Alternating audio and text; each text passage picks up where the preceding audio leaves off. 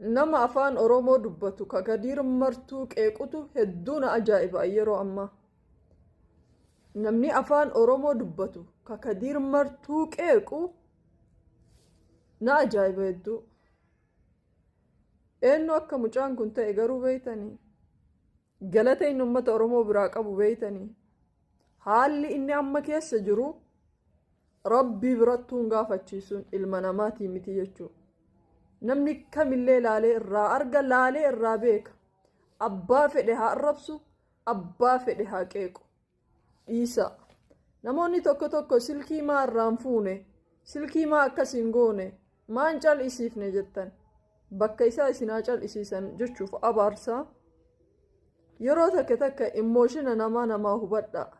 Namni kuni ka inni irraa dhukkubsate rakkina ummata oromoo akka ta'e hin dagatina.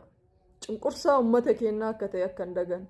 Yogguu waan itti dhagahame san haasahu sammuun isaa ni boqatti. Namni tokko overthinking ufii ol yaada waan ta'eef waan yaadu san dirqama dubbachuu qaba. Yoo dubbatee jedhe boqonnaa isaaf harabaafannaa isaaf taati. Yeroo harabaafatu sanitti xiqqoon hin tasgabbaa. Kanaaf bakki itti hafuura baafatutu ummata isaati waan sammuu isaa keessa dhufeetiniin nurratti dubbataa jira ta'a. Isinoo ka isa qeexan kaleessanii dagattanii. Ummata muslimaa biraa galata guddaa qaba. Ummata oromoo immoo jiruu isaa itti dhabe mucaan kun. Maal jedhan leenca dulloome maaltu ittiin taphata jedhan yookiin muka jigee qottootti itti baay'ataa jedhan.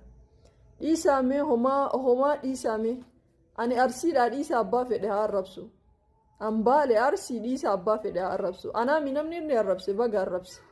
Ati na arrabsuun yoo isaa boqonnaa kataatu taate halkanii guyyaa walitti dhaabee na haa arrabsu. Innuu na haa boqotu. Osoo beeytanii jechuudha. Akka namni takka deebi'ee ummata oromoo kanaaf bakka bu'ee hin dubbanne gochaa jirta warri isa arrabsitan. Akkamii irra laaltan saa? Akkamii irra laaltan? Rabbiin hin sodaattanii isin hoo boru akkas ta'uu dhabuu keessan maaliin beeytan? Maaliin beeytan? Akka inni amma jiru haala inni amma irra jiru kana beeytanii? Mee waan takka irraa gabaabbadhaa mee wanni takka